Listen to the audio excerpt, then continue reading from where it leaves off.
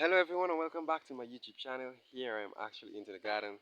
I'm actually making a very nice video for you. Is actually sharing that if you are a farmer, just think about it. If you are a farmer and you actually looking to get into the farming method of being actually a millionaire in farming, I'm gonna show you that tricks. I'm gonna show you that tactics which the farmers actually into. The biggest stands don't really show you because actually they doesn't want to actually make you make that money which you want to make. And if you actually have the potential of mindset and the power and the willpower to actually get that done, you can actually be a farmer. You can actually be a millionaire farmer, and you can actually share your view. As I'm actually sharing my view right now with everybody else, you can share your view also to other persons who actually like to go into the farming method. And you can only use one strategical method in farming, which could be the long-term crops farming. Many industries actually right around the world, if you do your research, you can see that they are actually making tons of thousands of dollars from doing long-term crops. And when I'm talking about long-term crops, I'm talking about basically figs and plantains, right? You may actually wonder how they actually make such big money from such small crops, What could actually drive them to actually make so much of money? Is it the marketing? Marketing is always there. Could it be actually links? Links is always there. But there's actually special technique which actually the big farmers use, which they doesn't actually tell to the smaller farmers. This is why they are actually not making as much. Okay. So for instance, you actually has a piece of land that is actually 4 or 5 acres of land. You just have that land sitting into your garden. You may live a little far from the land, but you have actually 4 or 5 acres of land actually sitting there. What a millionaire farmer would actually do with the livestock part of it, they're gonna actually sow some plants, which is gonna be your plantains or your figs, gomichel, whatsoever type of fig, whatsoever type of plantain. It could be the giant, and it could be any type of plantain. But mostly, the millionaire farmers actually use the plantains that is actually more stunt, what can actually take more pressure, what can actually give more green in the fruit. Actually, when I say green in the fruit, actually, there are some giant plantains that can actually weigh a pound. One single plantain can actually weigh a pound. So as a farmer, you're looking for best quality, you're looking for the weight, and you're actually looking for a very healthy plant. You don't want a plant that actually going to wait 9 months and then fall. You don't want a plant that's going to do that. You want a plant that's going to stand up. You want a plant that's going to bear. You want a plant that's going to give you enough weight. Because these days, persons buy by the weight, and the weight is how you make the money. So if you got 4 acres of land, as I said, you have actually 2 acres of that in plantains and 2 acres in that in fig. Also, if you want to buy figs, plants, you want to buy the good plants like the long hand plants. There's actually a Trinidad fig which actually has a very long hands. You can get like 14, 15, 16 hands from that plantain, from that fig, sorry. And that fig it actually gives you a very good weight if you take care of it very good with good manuring, watering system and everything. And just that one hand of fig alone can actually bring what 100 and some dollars per bunch. So if you're talking about 50 in this, then you're talking about close to 1,000 some, and that's just for one rip. Okay, and with that rip, you have other plants coming in. So it's not to say that you gotta buy other plants.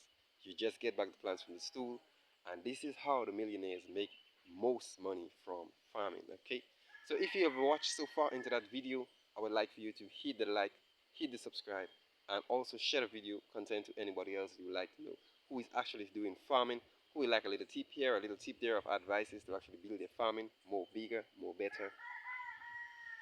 And this is going to be actually good to help the channel out. Okay, so as I continue going on to sharing with you what is actually good for becoming a millionaire farmers, which are actual things that persons don't tell you. People won't tell you these things. Farmers actually look for good lands close to rivers. That's another actual point, very good idea that you have to actually look forward to also. Farmers look for a big piece of land that has a water source. You don't want to have a big piece of land and you don't have a water source. Yes, we're going to have to get money to actually buy lines, irrigation systems, set up pumps and all these other things, but The main fact is they look for a garden which has a water source, right? With the water source, that's the money. That's how the farmers actually think. They don't think like, okay, I have 6 acres of land and it's actually in the middle of nowhere, and it doesn't have any water source. You cannot actually do a reliable type of farming there where you can earn something. So that's why they actually look for lands that actually is close to a river, close to a pond, close to a lake, close to something that actually gives water, so that they can actually fuel their plants with this water, and that water can help them get enough plants, and the plants can actually multiply as it continue going. So this is another strategical point which millionaire farmers actually look into, right? When it comes to marketing, this is actually one of the biggest problem that persons actually fail in when it comes to business. Marketing is the number one strategy for business. If you have a business and it doesn't have market, then you know for sure it's just a lose. It's a loss, big time loss. So you don't want to actually do that. What the millionaire farmers actually does before they invest, they actually make the market first. Yes, that's what I actually said. They actually make the market first. They actually make the market from very, very high buying suppliers. People who actually buy in a big way. So when they actually invest, they invest in an actual big way. Okay. So they know for surety that that person is going to look for something like 4,000 boxes of plantains, 5,000 boxes of figs, um, 8,000 boxes of dashings. This is how the millionaire farmers actually look. So when they look for a piece of garden, when they look for an investment, when they go to the bank for a loan in case they want to start up, it's not to say that they doesn't have the money, but it's an investment. It's not a profit used, it's an investment. So they actually look for a piece of garden that can actually source that amount. They check the spacing of how much plants that actual land can actually hold, and they actually farm. And when they actually farm, they don't have to think about now that I farm, where can I get my market? They don't actually do that. They actually find the market before the market can actually come to them. So when they find the market and persons start buying with them, and the companies start actually giving them the green light that actually they're really supportive.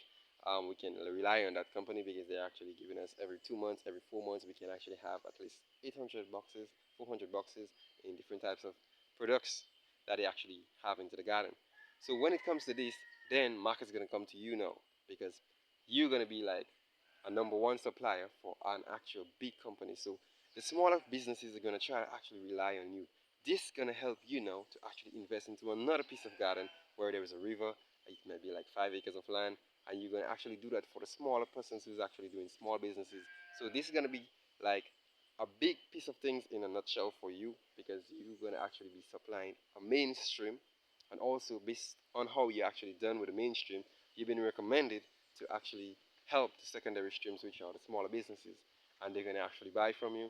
And even though it comes to that point, you may actually want to go to a bigger piece of business where you want to actually ship worldwide, and you can actually find a bigger piece of garden where you can actually do such. So when it comes to farming, when it comes to the long-term aspect of farming, which you actually see, those things have the potential, okay? But you have to make the potential work. You have to be the one to actually push the work. You have to be the one to see what your plants need when it's down, when it's up, um, how to reduce its life, how long does it actually take to become showing and giving the fruit and all of that, and if you can shorten that life, okay? Because with business, business is all about money and it's all about time. So if I have to wait 6 months for my plants to actually get ready, that's a heck of a lot of time, right? And I'm not saying it's just a little bit of time, it's a heck of a lot of time, it's months. You want to do that in 5 months, okay? Or maybe 4 months. So that's why the farmers actually study the field, right? It's really good to be into the field. You study the field, you study the plant, you see what the plant really loves, what encourages the plants to grow. And when you get that point of what encourages the plants to grow, you can actually have plants ready for 5 months' time, 6 months' time. You may not actually be the full 9 months' time. So plants is actually similar like children. You find what your child love and you give your child that treatment, okay? So for instance, if your child is sick and you know his stall is actually working, you're gonna buy his stall because you know for sure that's the relief for your child. You're not gonna try to buy something else that's going to be non-effective to the child, okay? So that's why the farmers actually look into. So they look into every bit and pieces of their farming aspects. Also, when it comes to planting back plants, the bigger farmers don't actually wait until the big crops is actually done, or they wait for all the bigger trees to actually harvest and throw. They don't actually wait for these things. They actually start replanting in the spaces available in the garden. So as the time plants are down, plants are actually up. Another thing they actually don't do, they don't actually leave more than one fig per stool. As you can see here, I have at least one, two, three, four, five, six, right? Five, six per stool. They don't actually leave that. Actually, seven. They don't leave that in the stool. This is what actually takes away nutrients from the mother plant. So, if you're gonna check most of the big farmers who actually do farming on a very large scale, you will see that there is only one planting or two or three planting per stool. This is what actually helps the mother plant to actually give off the best fruit.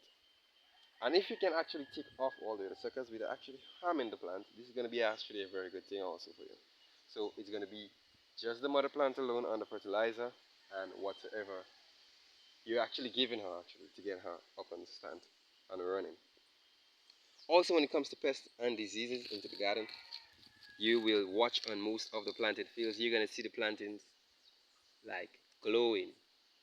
You're not going to see those dry leaves, right? I actually take off my dry leaves, but I can't actually pull off all because there is still a little bit of wet here. So I'm not going to strip my tree like this. So I'm going to give it some time. But this is another key method which the bigger farmers actually make on the younger farmers. We may say that the plant already grown and it's good and it's no, but the bigger farmers they actually check each plant to make sure that it's disease free because the plant is necessary for another planting area. So they're going to make sure that that plant is very good for planting, and then after they take this plant out from there, then they're going to move it to a new spot, and it's going to be bringing up very good plants. It's not going to set back the field in terms of deficiency only if something like the whole piece of garden take a fungus or some kind of thing like this. That's going to be like a throw off for the farmer. But the reason why they farm big is because in cases like this, you can still have a backup. And as I always share in most of my videos, even my lives, it's very good to have a backup business. So whatsoever may happen to your first business, you can actually have a second business to back that up. And that second business is going to be a business that's going to actually make good profit for you. Okay? So this is all I know about how to become actually a millionaire farmer. And also when becoming a millionaire farmer, they also has what you see I'm actually doing here. It's a very good thing to start a YouTube. Do something you love, start a YouTube. You're gonna talk the best into it. You're gonna give persons the best speech. And the best thing about it for me is that I'm actually doing the work and I'm actually showing you what I'm actually experiencing here. If it's a good, if it's a bad, and if you're looking to try, there's a lot of tons of knowledge upon my YouTube channel you can actually check out and you can see whether if what I'm saying is really worth it. And if you are trying the business yourself and you're experiencing the same thing that which I said, then you know for sure that my business is not actually lying. It's something that I actually trying to help, and I hope as I try to help, person's gonna try to love farming more. Okay, because this is the number one food in the whole world. You need farming for the world to continue to be sustainable. So this is the number one profitable business in the whole world. Yes, there is tech. There is all different type of businesses that bring in very good incomes, but this is the raw material of what has the world running today. And any time you start a farming business, there is no way you can fail. Only if you decide to fail. So if you're actually looking to get into it, I recommend this. For a young person, I recommend doing long-term crops, which is going to be easier for you. You're going to get a hang of farming, of what farming really is, before you actually could say you want to jump into the short crops. Okay? So, thank you all for watching. As I said, don't forget to like, share, and subscribe. And you can share it to persons you know, share it on your page, share it wherever you want to share it. And as I continue going with my views and whatever I do on my channel, it's going to be beneficial for not for me alone, but for everyone else who actually view it. So, see you all into the next video.